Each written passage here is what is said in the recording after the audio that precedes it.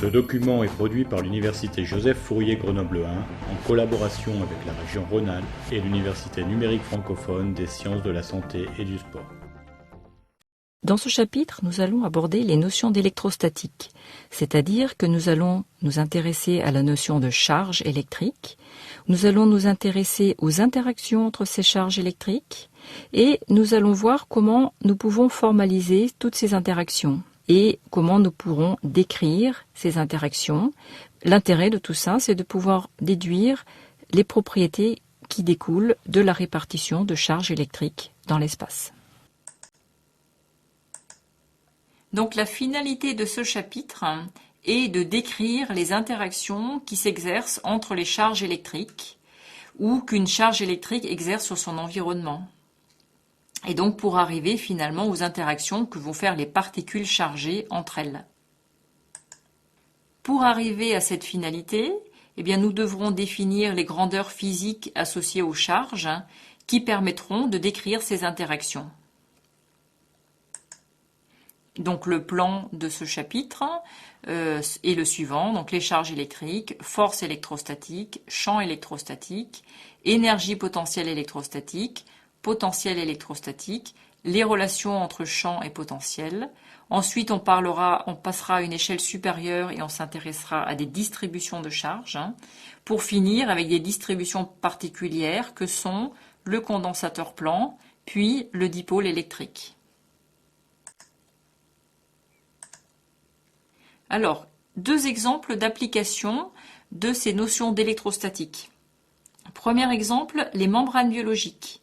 Les membranes biologiques sont des milieux isolants qui sont placés entre deux milieux conducteurs. La membrane elle-même, les lipides sont isolants, et puis de part et d'autre, on trouvera l'eau, c'est-à-dire un milieu conducteur. Donc, cette membrane biologique est faite de la même façon qu'un condensateur. Et ces membranes permettent donc des séparations de charges.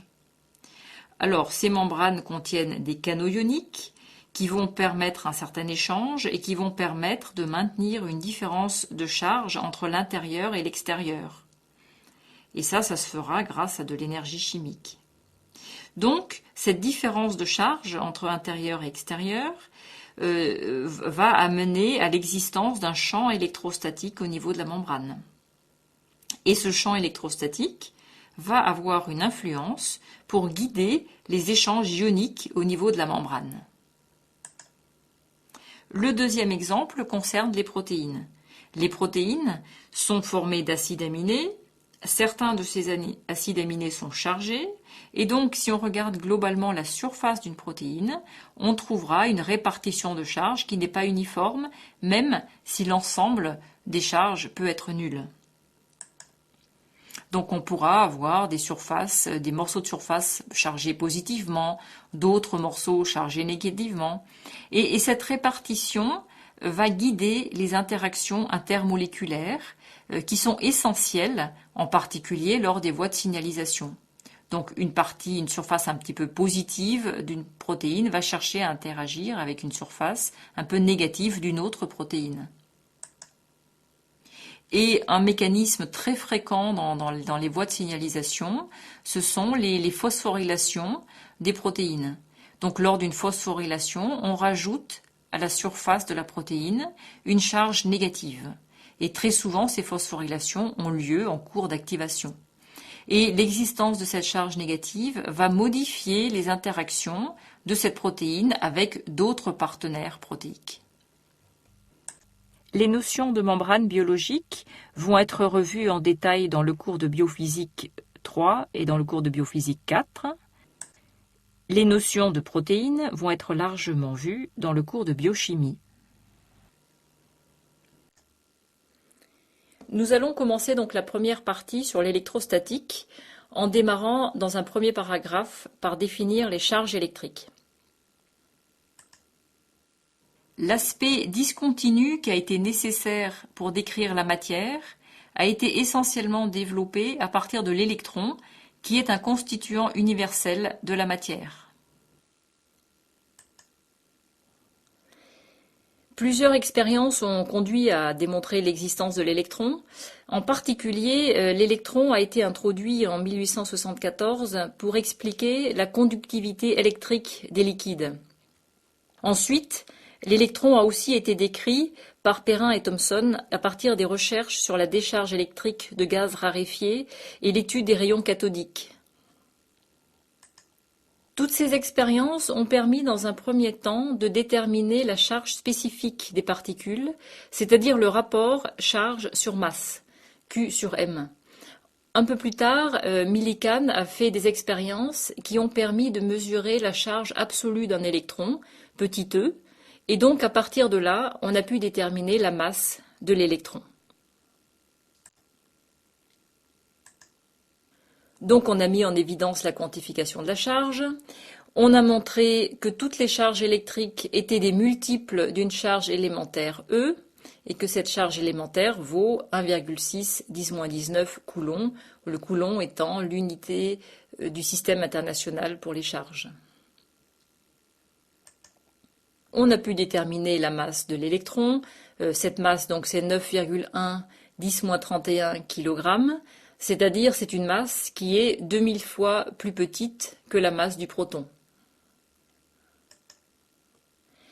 Et il a été montré que dans la matière, il y a deux types de charges.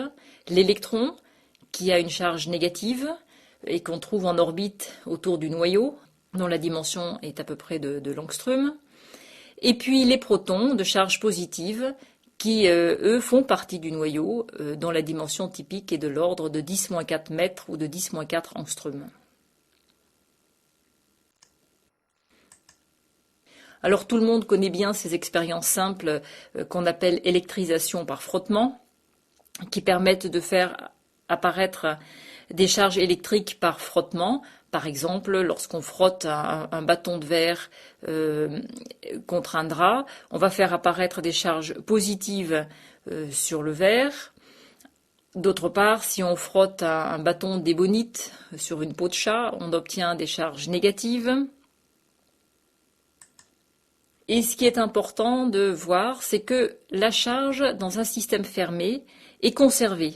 C'est-à-dire que si on a un système isolé, la somme totale des charges présentes dans ce système va être une constante, quelles que soient les transformations que va subir ce système. Alors on peut le montrer au niveau des expériences simples de frottement. Si on crée des charges plus au niveau du verre, on va faire apparaître des charges moins au niveau du drap. La notion de cette définition de charge permet aussi de définir une nouvelle grandeur fondamentale qui va représenter le transport de charge électrique, et cette grandeur, c'est l'intensité du courant. Et cette intensité, grand I, se définit donc comme la variation de charge par unité de temps, c'est-à-dire dQ sur dt. La grandeur de cette nouvelle grandeur, c'est une intensité. Son unité dans le système international, c'est l'ampère. Et donc, si vous regardez les équations aux dimensions, la charge, Q, c'est une intensité que multiplie un temps. Alors, nous allons maintenant nous intéresser aux forces électrostatiques et nous intéresser aux interactions à distance entre charges ponctuelles. Alors ces interactions ont été décrites grâce à la loi de Coulomb en 1785 et en fait cette loi a été établie à partir d'expériences qui n'étaient pas très précises mais qui ont été guidées aussi par l'analogie avec la gravitation. Et sur le schéma sont représentées ces forces. Donc vous avez deux charges, Q1 et Q2, et vous savez que deux charges, si elles sont de même signe, elles vont se repousser, alors que si elles sont de signe opposé, elles vont s'attirer. Et donc ce qu'on a représenté ici sur ce schéma, c'est le cas où les deux charges sont de même signe. Et donc la charge Q1 induit sur la charge Q2 une force qu'on a notée F indice 1, 2. Et inversement, la charge Q2 induit sur Q1 une force qu'on note ici F indice 2, 1. Et le vecteur U1, 2, c'est le vecteur unitaire porté sur l'axe Q1, Q2 et orienté de 1 vers 2. Et ce que la loi de Coulomb montre, c'est que d'une part, donc ces forces sont opposées et égales. Donc les deux vecteurs sont opposés, c'est-à-dire F1,2, le vecteur F1,2 est égal à moins le vecteur F2,1. Et que l'amplitude de ces forces, c'est-à-dire la norme des vecteurs F1,2, est égale à la norme du vecteur F2,1, et c'est égal à une constante K fois la valeur absolue du produit des charges Q1, Q2, sur la distance au carré, R au carré, R étant la distance entre les charges Q1 et Q2. Et puisque cette force est portée par le vecteur unitaire U indice 1, 2, on peut écrire la force d'une façon vectorielle. Donc le vecteur F1,2 est égal à la constante fois le produit des charges Q1, Q2 sur la distance au carré R2 fois le vecteur U12. Et cette force F12 est égale à moins F21. Donc ça, c'est la loi de Coulomb. Le vecteur U indice 1,2 est un vecteur unitaire dont la direction est définie par la droite qui passe par les charges Q1 et Q2 et dont le sens va de Q1 vers Q2. Donc on l'a déjà dit, R représente la distance entre les deux charges, K est une constante qui a une unité, et pour simplifier, on va dire que K est égal à 9 10 puissance 9 SI, c'est-à-dire l'unité dans le système international. On peut aussi exprimer K en fonction de la permittivité du vide epsilon 0, et K vaut 1 sur 4pi epsilon 0. Et donc vous voyez que cette force dépend de la distance, mais décroît avec la distance en 1 sur R2, et forcément elle est aussi proportionnelle aux charges qui sont impliquées.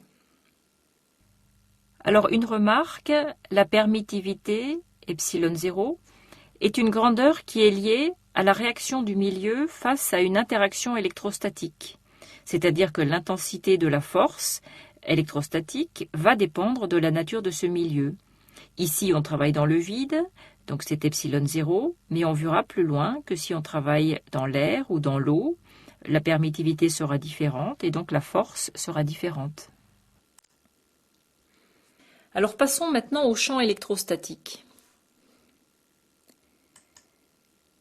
Si on regarde la loi de Coulomb, a priori elle est symétrique en 1 et 2, mais on peut essayer de l'écrire de façon dissymétrique entre 1 et 2 en s'intéressant plus particulièrement à l'action de la charge 1 sur la charge 2.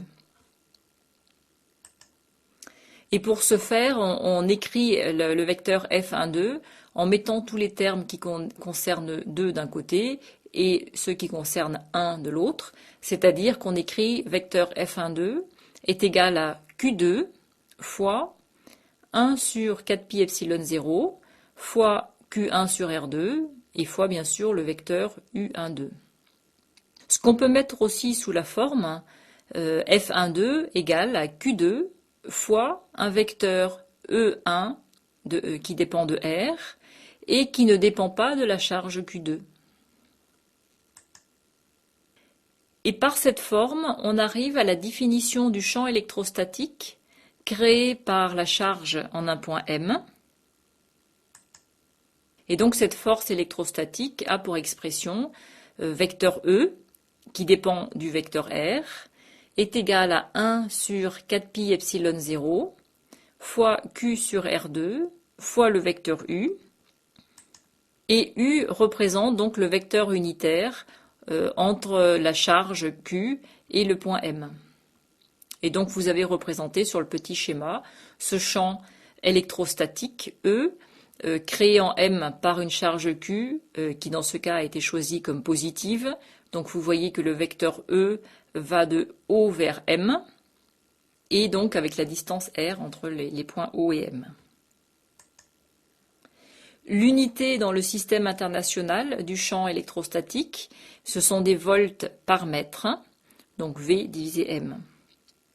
Donc le champ électrostatique, c'est une propriété de l'espace induite par la présence d'une charge Q située en haut. Et l'effet de ce champ va être d'induire une force sur une charge Q2. Il y a une notion d'additivité dans ce champ électrique, dans ce champ électrostatique.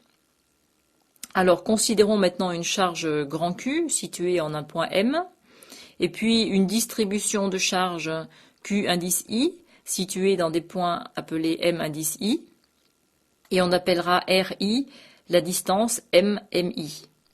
Et puis on notera UI, le vecteur unitaire entre MI et M, et orienté de MI vers M. Donc chacune de ces charges QI va créer un champ électrostatique,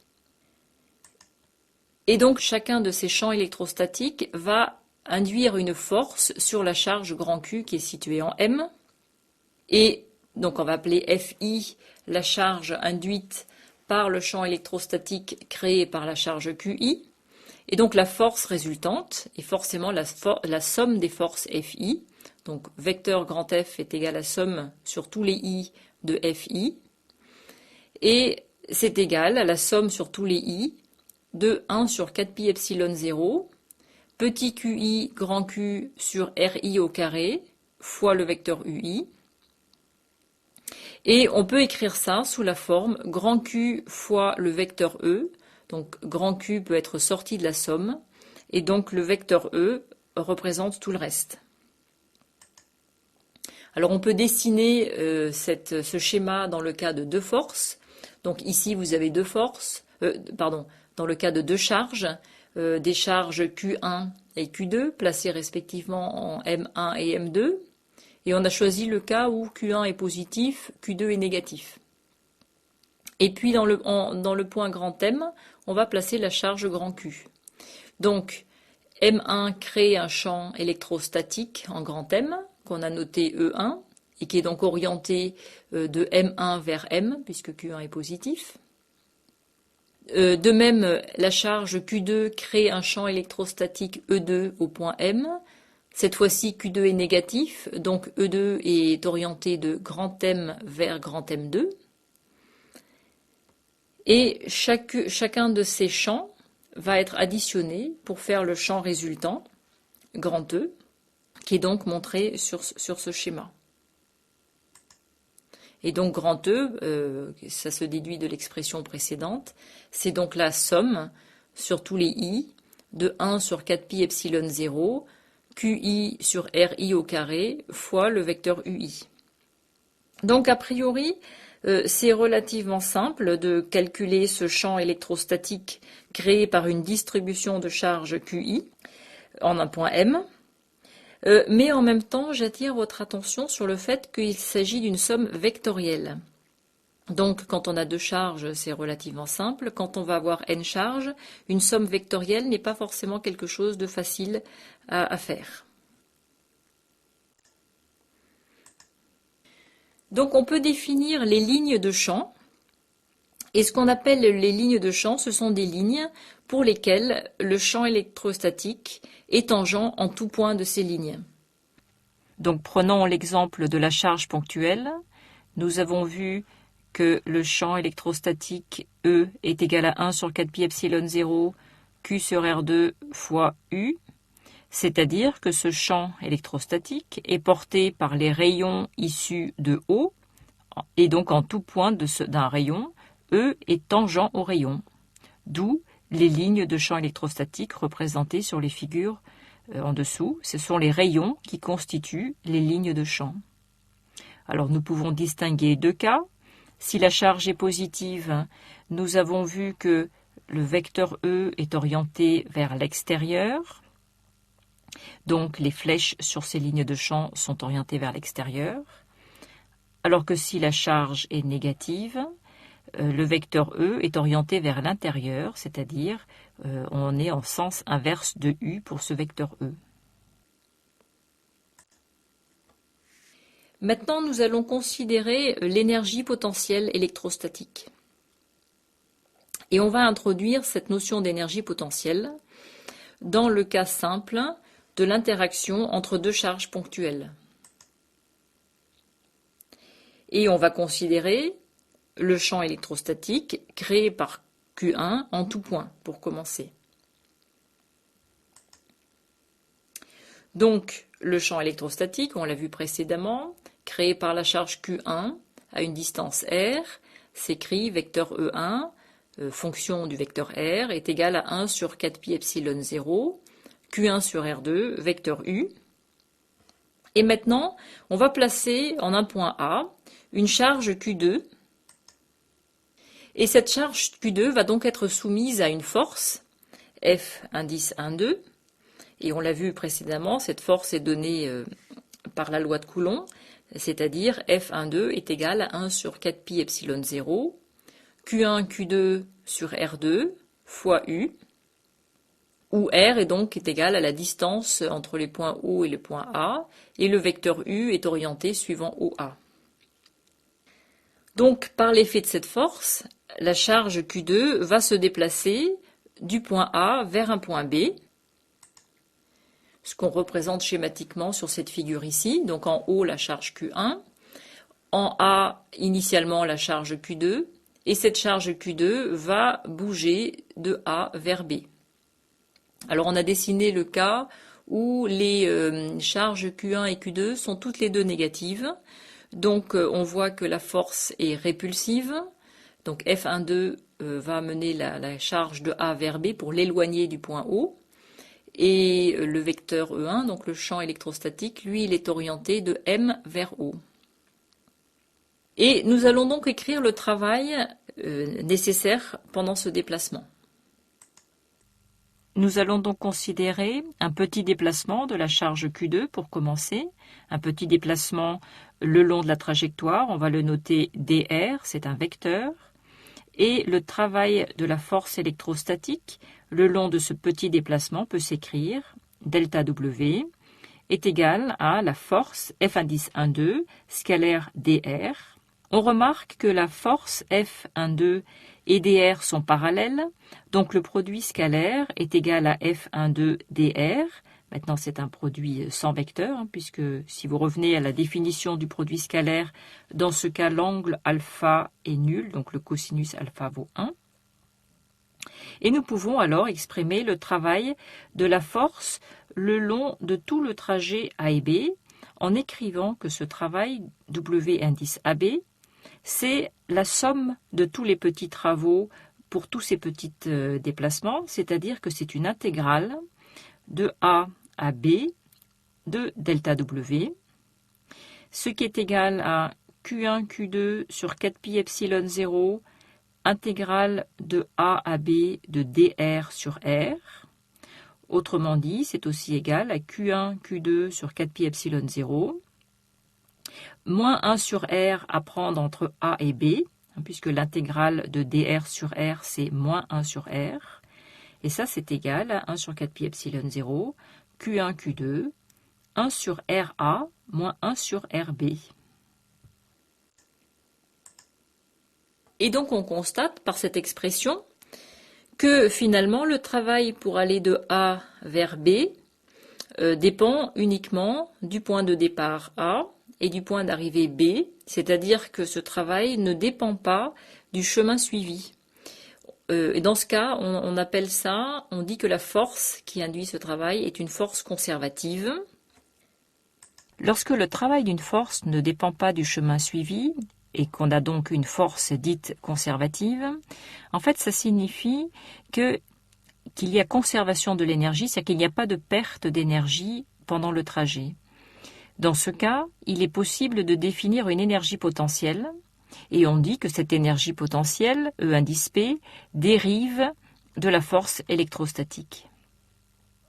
Par définition de cette énergie potentielle, le petit travail élémentaire delta W est égal à moins D de EP, donc moins la variation d'énergie potentielle.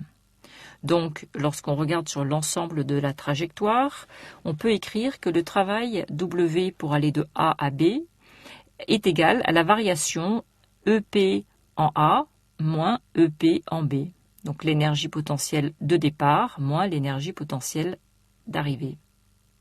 On peut donc définir, si on compare maintenant cette expression du travail à celle qu'on vient de déterminer dans le cadre de la force électrostatique, on peut écrire l'énergie potentielle de la charge Q2 dans le champ électrostatique créé par la charge Q1 sous la forme EP au point R est égal à 1 sur 4 pi epsilon 0, Q1 Q2 sur R, plus une constante, puisque vous voyez que dans notre définition du travail, plus exactement dans l'expression du travail, c'est une différence d'énergie potentielle que nous avons. Donc l'énergie potentielle est toujours définie à une constante près. Alors je voudrais attirer votre attention sur un point, c'est que tous les travaux qui apparaîtront dans les chapitres suivants, en particulier en thermodynamique, ne seront pas indépendants du chemin suivi. Ici, c'est un cas particulier.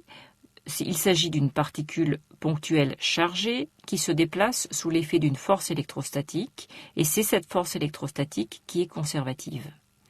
Dans le chapitre 6, le travail que nous calculerons est totalement différent, et cette fois-ci, il ne s'agira pas d'un travail qui dérive d'un potentiel.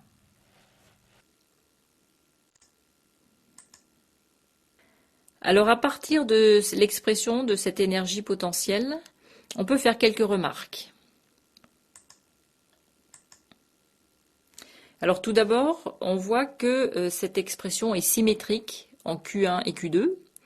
Et cette symétrie traduit tout simplement que cette énergie potentielle est une énergie potentielle d'interaction entre Q1 et Q2.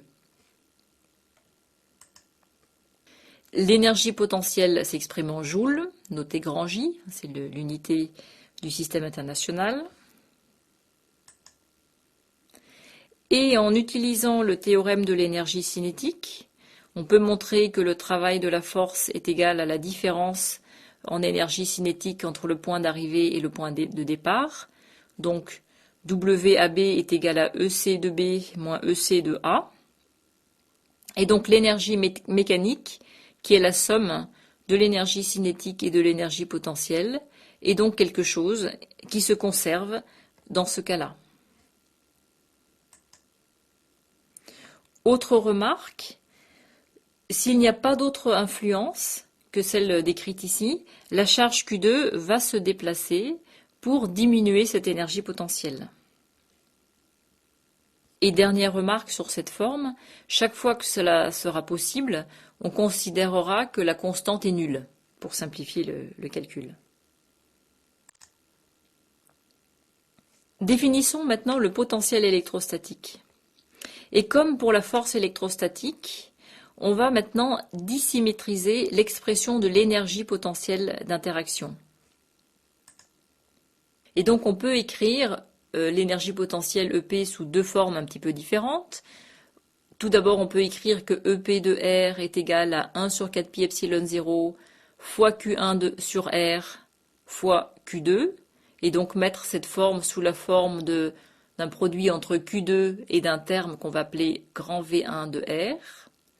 Ou inversement, la ligne du dessous, on peut écrire EP de R est égal à 1 sur 4 pi epsilon 0, Q2 sur R fois Q1, et cette fois-ci mettre EP sous la forme de Q1 fois un terme qu'on va noter grand V2 sur R.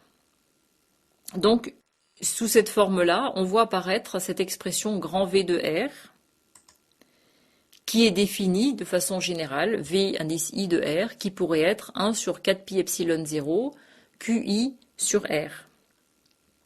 Et cette quantité grand V, c'est ce qu'on appelle le potentiel créé par la charge QI à une distance R. Alors comme pour l'énergie potentielle, le potentiel lui-même est défini à une constante près. Et tant que ce sera possible, on choisira cette constante égale à 0. Et donc de façon plus générale, vous voyez que le potentiel créé par une charge Q à la distance R, donc on le notera, V de R, est égal à 1 sur 4 pi epsilon 0 fois Q sur R plus une constante.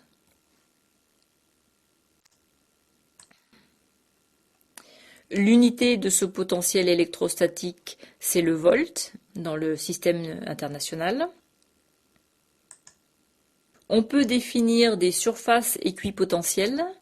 Donc une surface équipotentielle, c'est tout simplement le lieu des points x, y, z de l'espace pour lesquels le potentiel V est le même, c'est-à-dire V de x, y, z est constante sur cette surface.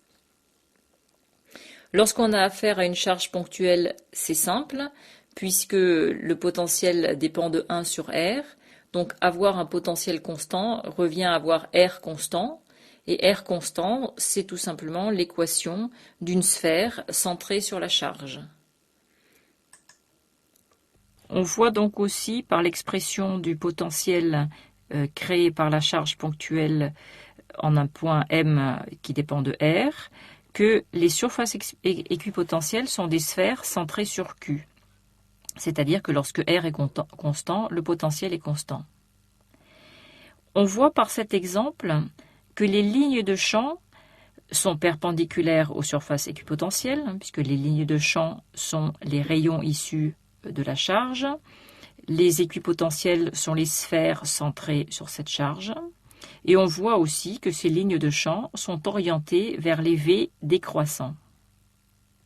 En fait, cette propriété est générale et dans n'importe quel problème électrostatique, pour n'importe quelle répartition de charge, les lignes de champ sont perpendiculaires aux surfaces équipotentielles et orientées vers les V décroissants.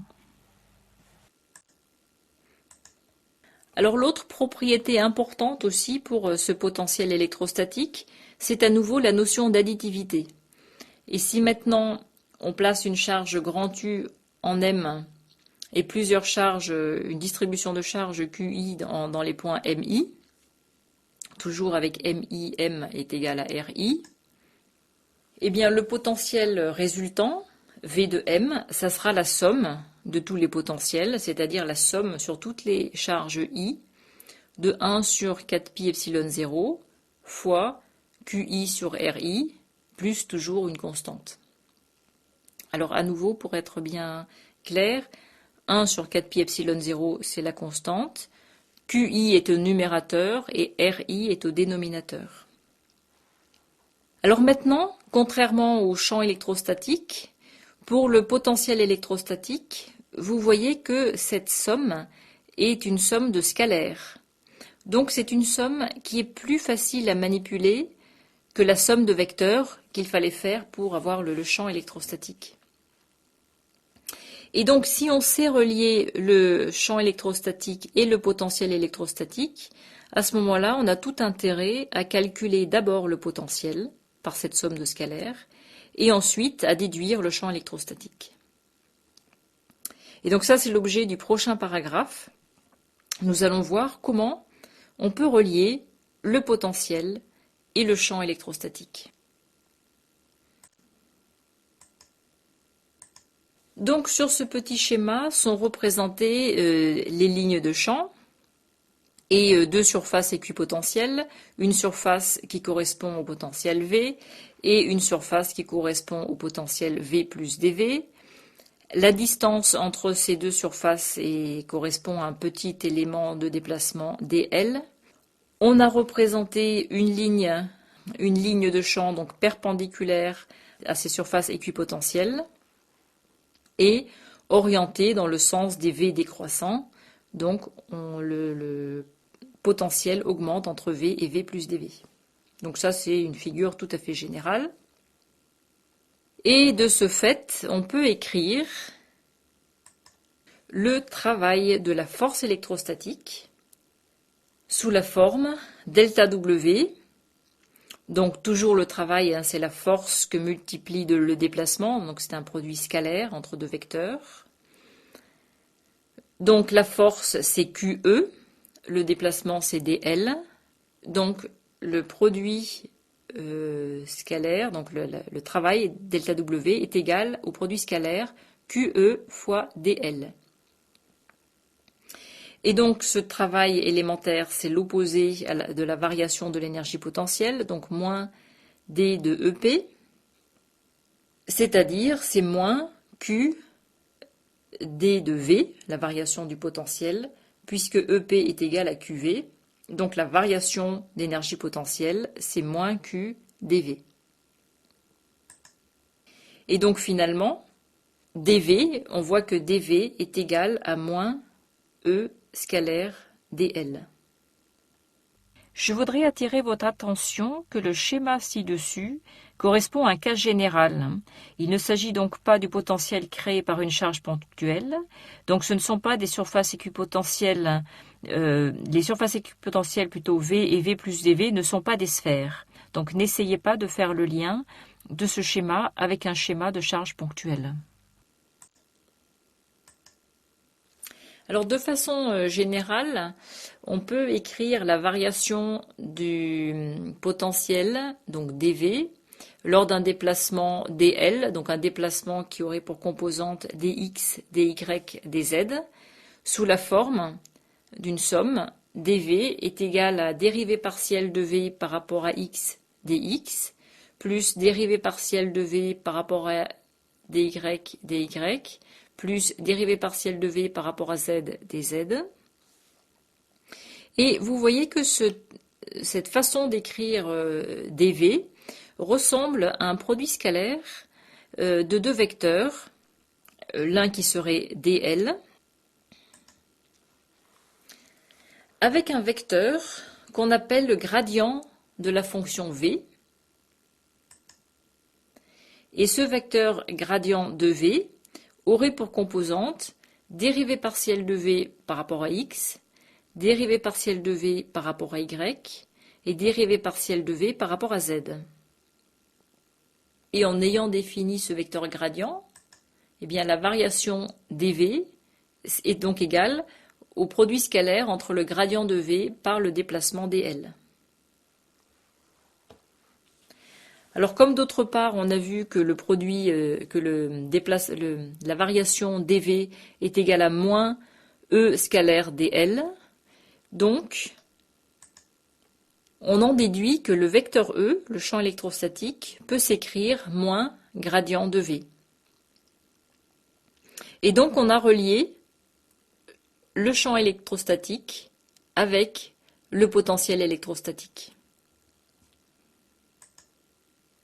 Alors les propriétés de ce vecteur gradient, il y en a plusieurs. On retrouve que le vecteur gradient est perpendiculaire aux équipotentiels. En effet, si dV est nul, à ce moment-là, le gradient de V est perpendiculaire à dl. Il est dirigé suivant la direction donnant la plus forte variation de V. Cette fois-ci, pour avoir un dV maximal, il faut que le gradient de V et dl soient parallèles.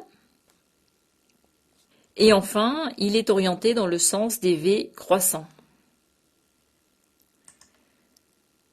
Alors il faut se rendre compte que cette notion de vecteur gradient, c'est une notion très importante parce qu'elle est tout à fait générale et qu'en fait un vecteur gradient d'une certaine quantité, c'est une façon de décrire les variations de cette quantité dans l'espace, puisque ces composantes sont les dérivées partielles par rapport aux trois composantes de l'espace.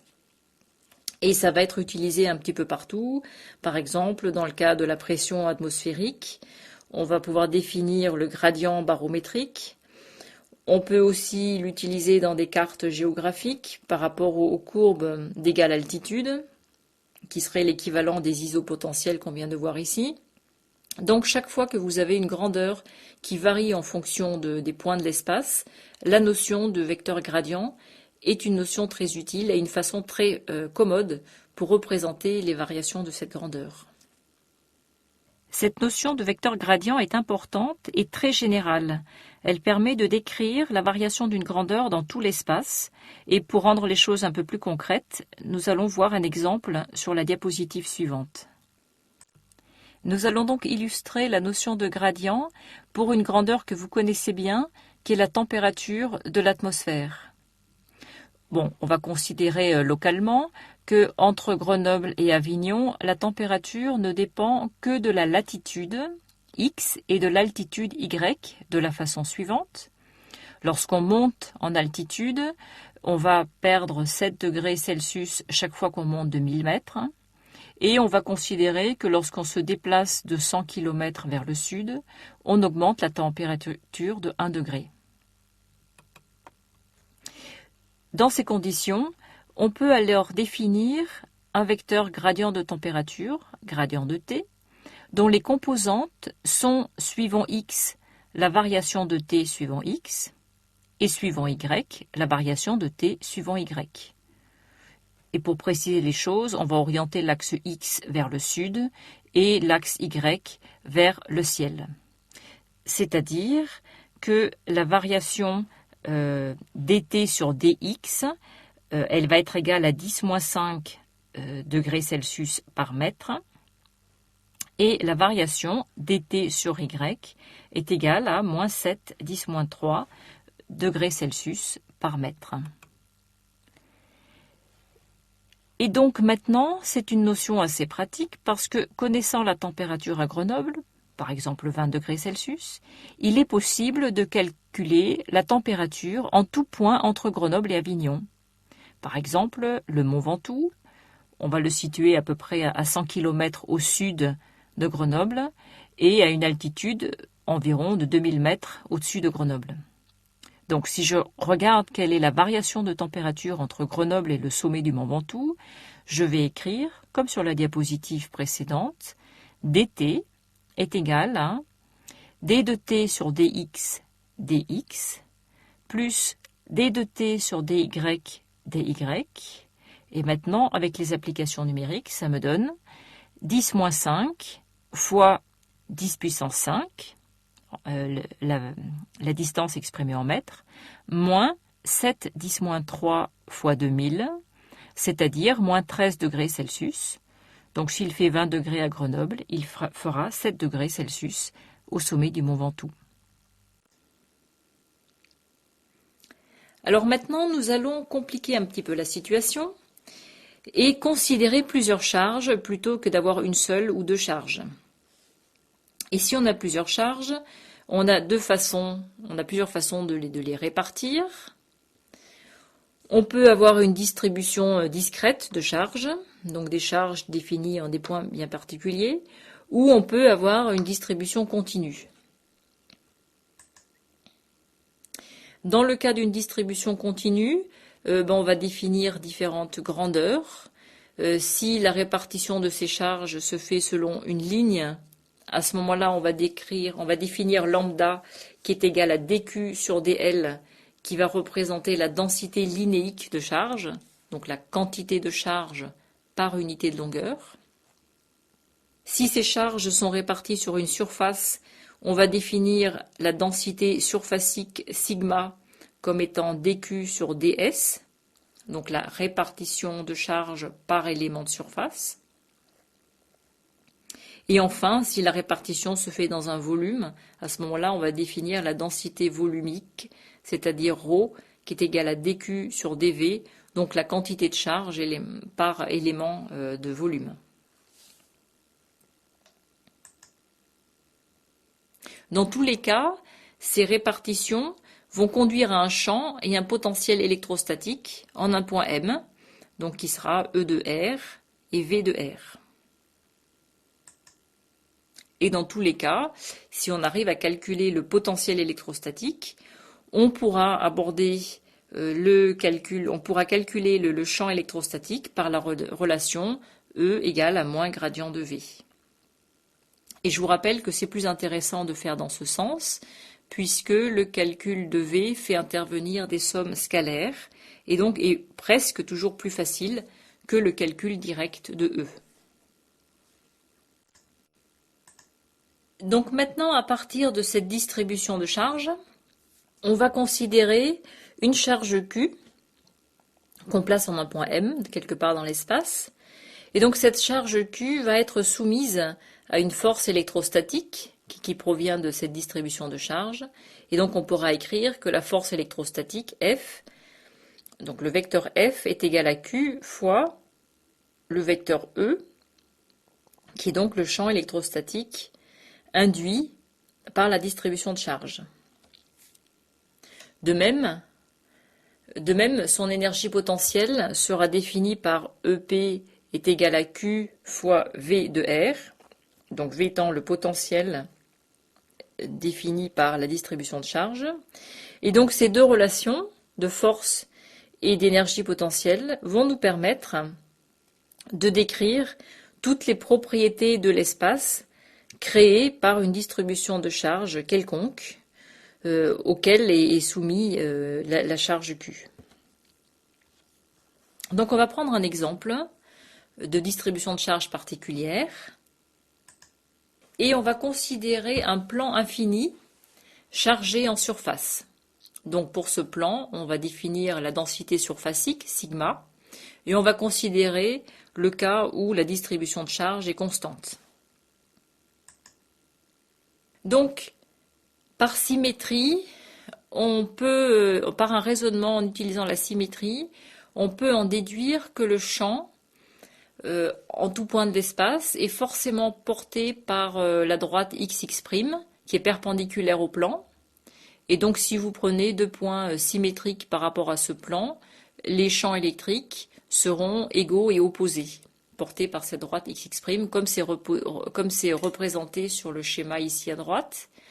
Et si la distribution de charge sigma est positive, à ce moment-là, le champ électrique va être orienté vers l'extérieur par rapport aux plaques.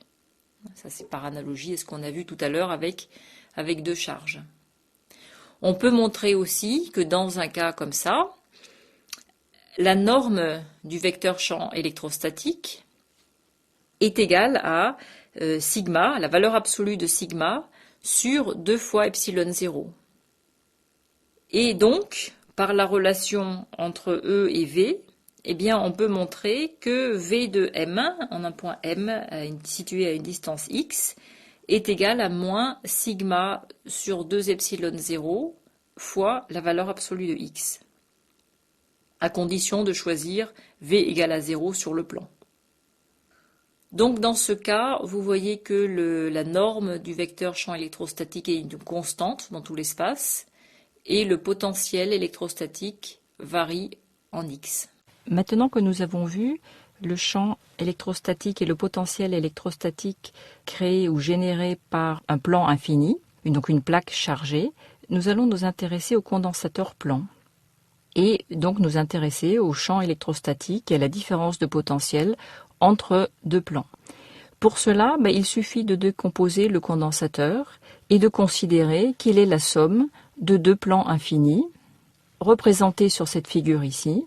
Donc le condensateur consiste en un plan indiqué en rouge qui est chargé uniformément avec une densité de charge surfacique sigma positive et un plan dessiné ici en bleu qui est uniformément chargé par une densité de charge négative et moins sigma. Donc d'après la diapositive suivante, nous connaissons le champ électrostatique créé dans les différentes régions de l'espace par le plan rouge et nous connaissons également le champ électrostatique créé dans les différents points de l'espace par le plan dessiné en bleu. Donc vous voyez que en rouge, on a représenté par les flèches rouges ce champ électrostatique créé par la plaque chargée plus sigma. Ce champ électrostatique est perpendiculaire à la plaque et il s'écarte des plaques. Donc il est orienté vers l'extérieur. Et on a représenté, donc vous avez les 3 flèches rouges dans l'espace. À droite de la plaque, la flèche va vers la droite. Et à gauche de la plaque, la flèche va vers la gauche. De même, pour le champ électrostatique créé par la plaque bleue, cette fois-ci, comme la densité de charge est négative, le champ électrostatique est toujours perpendiculaire à la plaque, mais cette fois-ci orienté vers la plaque. Donc, si l'on se trouve à gauche de la plaque, le vecteur revient sur la droite. Inversement, si on se trouve à droite de cette plaque, le vecteur bleu revient vers la gauche. Tous ces vecteurs ont la même norme, c'est la valeur qu'on a vue sur la diapositive précédente. Donc, si maintenant vous vous intéressez au champ électrostatique résultant créé par les deux plans, vous voyez que dans la portion complètement à gauche, les deux vecteurs sont de même norme, de même direction, mais de sens opposé, donc la résultante est nulle. De même, complètement à droite, on a deux vecteurs de même norme, de même direction, mais de sens opposé, donc la résultante est nulle. Par contre, entre les deux plaques, les deux vecteurs s'ajoutent. Et donc le champ résultant entre les deux plaques, sa norme va être égale à valeur absolue de sigma sur epsilon 0 entre les plans et 0 à l'extérieur du condensateur. Nous pouvons également nous intéresser à la différence de potentiel entre les deux plaques. Donc la différence de potentiel entre les deux plaques, V, ça va être le potentiel sur la première plaque, donc par exemple VA, le potentiel au point A, moins le potentiel au point B. C'est-à-dire, le potentiel au point A, c'est le potentiel créé par le plan moins sigma au point A, moins le potentiel au point B, c'est-à-dire que c'est le potentiel créé par le plan plus sigma au point B. Donc maintenant, il suffit de reprendre la relation vue sur la diapositive précédente et on écrit donc que cette différence de potentiel est égale à moins, entre parenthèses, moins sigma fois d sur 2 epsilon 0, moins, entre parenthèses, moins sigma d sur 2 epsilon 0. C'est-à-dire, on trouve que cette différence de potentiel est égale à sigma sur epsilon 0 fois la distance d entre les deux plaques. On remarque alors que le potentiel V est égal au champ électrostatique, ou la norme du champ électrostatique plus exactement, fois la distance entre les plaques d. Attention, nous venons de calculer ici la différence de potentiel entre les deux plaques, ainsi que le champ électrostatique créé par les deux plaques, alors que sur la diapositive précédente, nous nous intéressions qu'à une seule plaque. Donc ce ne sont pas les mêmes expressions. Alors maintenant, on peut en arriver à la vraie définition du condensateur plan. Le condensateur plan est constitué de deux plaques conductrices parallèles, de surface S, distantes de D, l'une avec une charge totale plus Q et l'autre avec une charge totale moins Q. Et sur ces deux plaques, on a une répartition de charge uniforme. Donc c'est à peu près la même chose que le cas précédent, sauf que les plaques sont limitées au lieu d'être des plaques infinies. Et donc par analogie avec ce qu'on a vu pour les deux plans infinis, si on néglige maintenant les effets de bord, on va pouvoir reprendre les mêmes expressions et en déduire que la densité surfacique de charge, sigma, c'est la somme totale des charges divisée par la surface, donc c'est grand Q sur grand S. Et donc, le potentiel, la différence de potentiel entre les deux plaques va être de grand Q sur epsilon 0S fois la distance entre les deux plaques. Donc S est au dénominateur. Alors on va introduire la notion de capacité du condensateur. La capacité va être définie par le rapport entre la charge et le potentiel, donc Q sur V. Et l'unité dans le système international de cette capacité, c'est le farad qui va être noté grand F. Et donc pour un condensateur plan, la capacité C est égale à epsilon 0S sur D. Maintenant, on peut s'intéresser à l'énergie stockée dans un condensateur. Donc si maintenant la charge passe de Q à Q plus dQ, donc si on fait une augmentation de dQ, eh bien on va faire un accroissement d'énergie potentielle, D de EP, qui sera égal à dQ de V, puisque le potentiel c'est QV. Et donc si on fait intervenir maintenant la capacité, on peut écrire cet accroissement d'énergie potentielle sous la forme dQ fois Q sur grand C. L'énergie stockée, c'est tout simplement l'énergie à fournir pour passer de la charge nulle à une charge grand Q. Et donc ça va être l'intégrale de Q sur C dQ pris entre 0 et grand Q. Et donc l'intégrale de Q dQ, c'est 1/2 de Q2. Et donc vous trouvez que l'énergie stockée, grand W, c'est égal à 1/2 de grand Q au carré sur C, qu'on peut mettre aussi sous la forme 1/2 de grand Q fois V. puisque V c'est Q sur C, ou encore qu'on peut mettre sous la forme 1/2 de C V au carré. Alors une remarque, c'est que entre les armatures, donc les deux plaques du condensateur qu'on appelle les armatures, on peut trouver un matériau isolant ou diélectrique, et ça va modifier, ce matériau va modifier légèrement la valeur de la capacité. Et en fait, pour tenir compte du matériau, il suffit de remplacer la permittivité epsilon0, qui est la permittivité du vide, par le produit epsilon0 epsilon r, où epsilon r est la permittivité relative du milieu diélectrique. Alors pour vous donner quelques exemples de ces valeurs, si on travaille dans l'air, epsilon r c'est 1,0006, donc vous voyez que c'est quelque chose qui est assez proche du vide, alors que si on travaille dans l'eau, la permittivité relative est égale à 78, donc très différent. Si maintenant c'est du mica, epsilon r vaut 7, et si maintenant le milieu était une membrane de lipides, epsilon r vaut 8. Pour terminer ce chapitre sur l'électrostatique, nous allons aborder une notion qui est très importante, qui est la notion de dipôle électrique. Un dipôle électrique, sa définition, c'est simple. On part de deux charges, plus Q et moins Q, localisées à une distance D fixe l'une de l'autre, donc la charge totale étant nulle.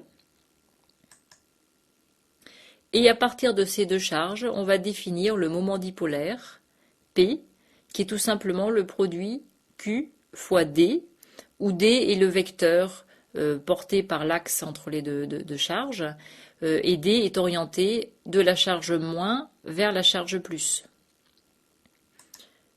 Donc c'est ce qui est représenté sur le schéma ici. Et l'unité dans le système international du moment dipolaire, c'est donc un produit entre une charge et une distance. Donc l'unité, c'est le coulomb-mètre. Alors c'est une notion importante, et en particulier c'est une notion qu'on va retrouver dans certaines molécules. Et plusieurs molécules, une grande partie des molécules, ont des dipôles permanents. Et en particulier, toutes les molécules pour lesquelles les barycentres des charges positives et des charges négatives sont différents. Et à ce moment-là, c'est comme si on avait une charge moins et une charge plus, à une certaine distance. On peut prendre quelques exemples. Par exemple, la molécule de HCl présente un dipôle permanent. Donc, en gros, il y a un excédent de charge positive qui est plutôt localisé vers l'hydrogène et un excédent de charge négative qui est plutôt proche du chlore. Donc, on aura un dipôle permanent avec un moment dipolaire P qui va être donc porté par l'axe HCl et qui sera orienté donc de Cl vers H. Et donc, la valeur de ce moment dipolaire est égale à 3,4 10-30 coulomb-mètre. Un autre exemple, c'est la molécule de CO, donc le monooxyde de carbone, qui lui aussi présente un moment dipolaire, cette fois-ci orienté de l'oxygène vers le carbone. Donc c'est l'oxygène qui présente un excédent de charge négative et le carbone un excédent de charge positive. Et ce moment dipolaire vaut 0,4 10-30 coulomb-mètre. Maintenant, on peut prendre un exemple de molécule à 3 atomes, et la molécule la plus simple, c'est la molécule d'eau, qui, elle, a un moment dipolaire de 6,2 10-30 coulomb-mètre. Le barycentre des charges négatives se trouve sur l'oxygène, et le barycentre des charges positives se trouve à mi-distance entre les deux hydrogènes, donc c'est quelque chose de symétrique. Donc, le moment dipolaire est orienté de l'oxygène vers le milieu de l'axe entre les deux hydrogènes.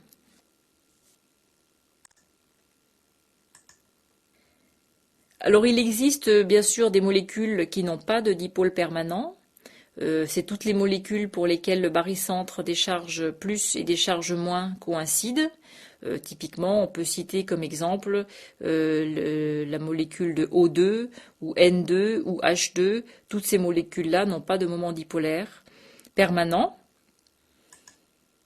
Mais lorsqu'on leur applique un champ électrique, on peut faire apparaître un moment dipolaire induit, qu'on va noter P est égal à alpha E. Donc le vecteur P est relié au champ électrique.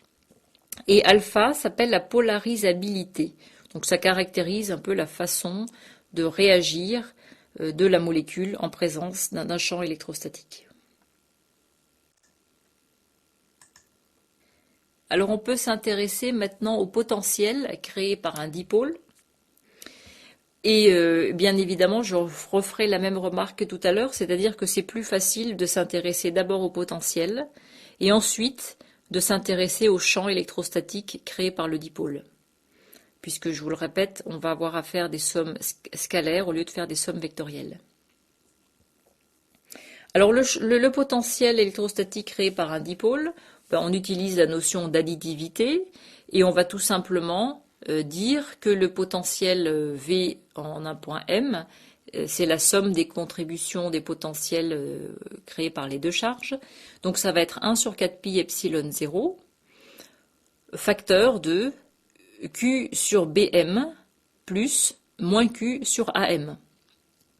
Donc on peut mettre la charge Q en facteur et mettre les deux sommes sur le même dénominateur et on trouve donc que V de M c'est Q sur 4 pi epsilon 0 fois AM moins BM sur le produit AM-BM. Alors on va considérer le cas où la distance R est grande par rapport à la distance D qui est entre les deux charges. Schématiquement, c'est ce qui est représenté sur le schéma ici. Donc vous avez les deux charges situées au point A et au point B, donc moins Q et plus Q, et très très très loin le point M, et ce qui veut dire qu'on peut pratiquement considérer que les AM et BM sont presque parallèles et se rejoignent à l'infini. Et donc on peut faire l'approximation que le produit AM-BM est égal à R au carré, puisque à la fois AM et BM sont de la même longueur et sont pratiquement égales à R, et j'appelle R la distance entre le milieu entre A et B et le point M. Maintenant, pour exprimer la différence AM moins BM, nous allons exprimer séparément ces deux quantités en remarquant que AM c'est égal à A' plus A'M, c'est-à-dire A' plus R, où R c'est la distance OM, et de même, BM est égal à B'M moins BB', c'est-à-dire à R moins BB'. Donc la différence, AM moins BM, est égale à AA' plus BB', c'est-à-dire à 2 fois AA', parce qu'on peut voir que par construction, AA' et BB' sont égaux. Vous voyez que les deux petits triangles AOA' et BOB' sont identiques. Donc, on peut aussi voir dans ces petits triangles que AA' ou BB' sont égales à AO cosinus θ, c'est-à-dire à D sur 2 fois cosinus θ, où D est égal à AB. Donc au final, la différence AM moins BM est à peu près égale à D cosinus θ. D'où le potentiel créé par le dipôle au point M, V au point M, est égal à 1 sur 4 pi epsilon 0, Q D cosinus θ sur R au carré, ou encore 1 sur 4 pi epsilon 0, P cosinus θ sur R au carré. Et maintenant qu'on a le potentiel, eh bien c'est simple de s'intéresser au champ électrostatique créé par le dipôle, tout simplement en utilisant l'expression qu'on a montrée au début de ce cours, qui est E est égal à moins gradient de V. Et dans ce cas, pour calculer le gradient de V, c'est plus simple d'utiliser les coordonnées polaires R et θ. Alors les coordonnées polaires, on peut les visualiser sur la figure de dessous. Donc plutôt que de repérer un point par les coordonnées X et Y, on va repérer le point M par sa distance par rapport au point O, donc OM c'est égal à R, et par l'angle que fait OM avec l'axe, avec un des axes, donc c'est θ. Et donc on montre l'expression du gradient dans ce cas-là, montre que la composante de E suivant R, donc E indice R, c'est moins dérivée partielle de V par rapport à R. Et si on fait le calcul avec l'expression de V qu'on avait tout à l'heure, on montre que cette composante, elle est égale à 1 sur 4pi epsilon 0 fois 2p cosinus θ sur R3. Et la composante E de θ qui est perpendiculaire à E de R, par définition du gradient avec les coordonnées polaires, c'est moins 1 sur R dérivée partielle de V par rapport à θ. Et on applique donc cette formule et on montre que E de θ, c'est 1 sur 4pi epsilon 0 fois P sinus θ sur R3.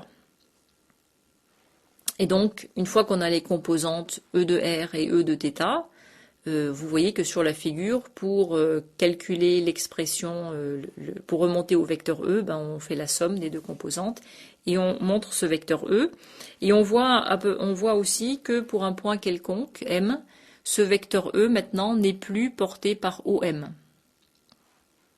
Alors on voit aussi des cas un peu particuliers, c'est-à-dire si l'angle θ est nul, le sinus θ est nul, donc la composante Eθ est nulle, et par contre le cosinus vaut 1, donc on n'a plus que la composante ER, et on voit par exemple sur la figure, au point P1, on est dans le cas où θ est nul, et on voit ce vecteur E qui est maintenant suivant ER.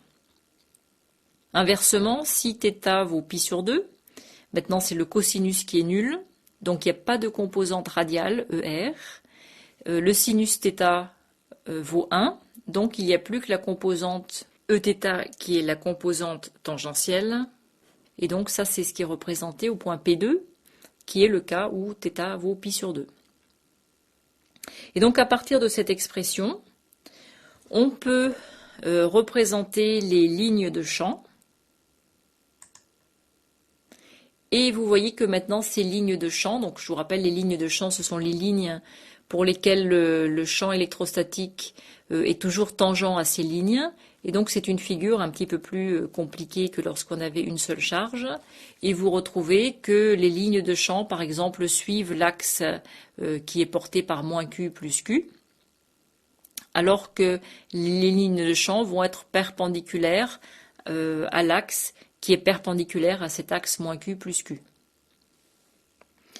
Et on constate aussi que ce champ électrostatique varie en 1 sur R au cube.